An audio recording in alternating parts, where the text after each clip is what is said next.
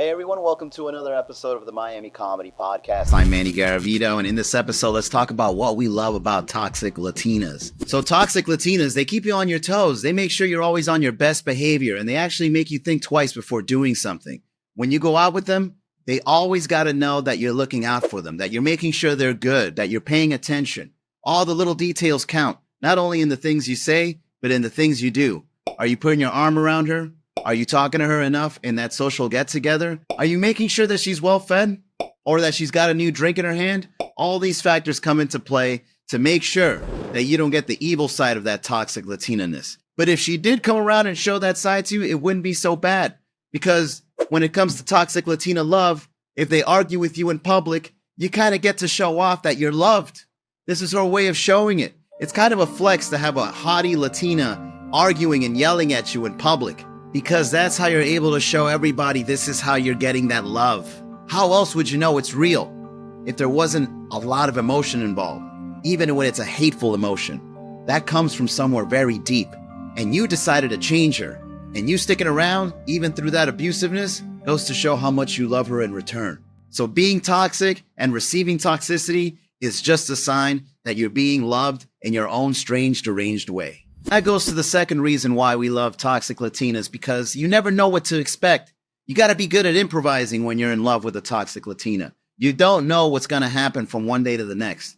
There might be a moment where she's being nice, cuddly, wants to go on and do something romantic, and you know right around the corner there's going to be a sucker punch coming or a slap in the face, and it's kind of going to turn you on because you know after that happens, the sex is going to be amazing. But the thing is, you got to make sure that you're expecting the worst while enjoying the best. You know, one day she's nice, one day she's not, one day she's screaming at you, one day she's making love to you, one day she's on vacation with you, the next day she's not answering your texts.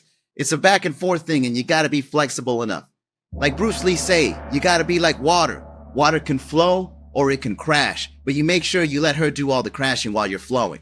You know what I mean? You got to keep the balance in the relationship. And you know when you say you want to fix them, we see it as a challenge, especially when they're fine, because fixing somebody takes a lot of effort, takes a lot of dedication, and it's a good way to show somebody that you're in it for the long haul, that you're really taking it as a challenge accepted. And you got to put on your therapist hat in order for this to happen. You got to really listen and let her get all that frustration out. And sometimes listening to her vent and rant about everything in life, or maybe even about you, can help you understand life a little bit better. Not only just through her life, but just human experience in general. She can allow you to understand life in a philosophical way. She can help you understand how emotions work. You might even pick up a hobby trying to understand unconscious things like Jungian psychology, or maybe pick up a Sigmund Freud book or something like that. She can get you more emotionally intelligent just by having her around. Imagine the possibilities of being able to be a better person just by taking in someone's toxicity. Oh, and by the way, if you ever want to take a toxic Latina girl out and have her have fun, maybe even distracted, come out to a Miami comedy show. We do a show just about every night of the week in all the cool bars, whether it's in Brickell, Wynwood, Miami Beach, Doral, you name it. Just visit MiamiComedy.com and don't forget to subscribe to the membership so you can really double down on drink perks as well as seating reservations. I'll see you at a show. And if you want to be toxic, make sure you're attractive, because how are you going to be unattractive and toxic at the same time? You're in no position to bring negativity into someone's life if you're not that good looking. And this goes for men and women. Make sure you're at your highest self when it comes to looks, because that's the only way anyone will ever want to tolerate your toxicity. So if you're unattractive, make sure you go to therapy, make sure you get healed, make sure you figure yourself out, figure out the past traumas that happened in your life and get that understood and bring it out into the light, inner shadow work, all that stuff. Get on a healthy diet. Make sure that you're your best self on the inside if you don't want to look good on the outside. Because believe me when I tell you, if you're toxic and unattractive, it's going to be very difficult for you to be in a relationship in the first place. You know what? Also, I got to admit, most of the toxic Latinas that I've ever met or dated, they're really good at cooking food, man. Maybe that's the way that they channel all that misery, all that frustration, all that anger. They put it into that food, man. It's just some of the most delicious food you've ever tasted. I mean, they just start sprinkling all kinds of seasoning into that. Maybe it's because they're trying to cover up something in their life. And they do it the same way when it comes to seasoning their food. They just add layers and layers of flavor. You can't really pinpoint exactly what flavor you're tasting, but you know it tastes delicious. It's the same way with their toxicity. You don't know what's really wrong with them, but once you get to that good side of them, you're just like, it was worth the struggle.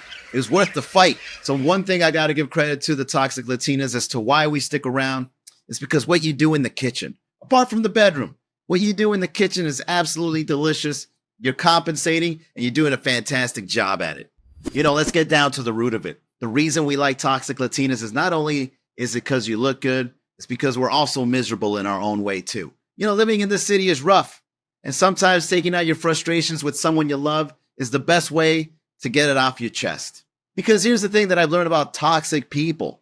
They're not really that happy, and they never will be. And they're totally fine with that. And that's okay. The thing is, if you're miserable and they're miserable and you both look good while you're miserable, that's actually enough, because miserable people don't really work that hard on their looks if you think about it. But a toxic person does. It's almost like they trap you into the misery. They say to themselves, man, I'm really not satisfied with life, but I got to bring in somebody in on this. So I got to look good, go out there, start a relationship, and make sure to make it as lustful as possible so they stick around to really go deep with me in this misery. So toxic Latinas, you're doing us a favor by allowing us to get in a relationship with you in this city. It's hard out there, but with you around, it's a little bit better. Not really, but it's still a little bit better because at least you look good. And we're having fun in the process. And we're learning about ourselves and about you. So for all the Latinos out there that love their toxic Latinas, I dedicate this episode to you. You know the reason why you're there. All I did was verbalize it. So don't forget to like and subscribe. Leave a comment below. Why is it that we love the toxic Latina so much here in the Magic City? Thanks for watching, and I'll see you on the next video.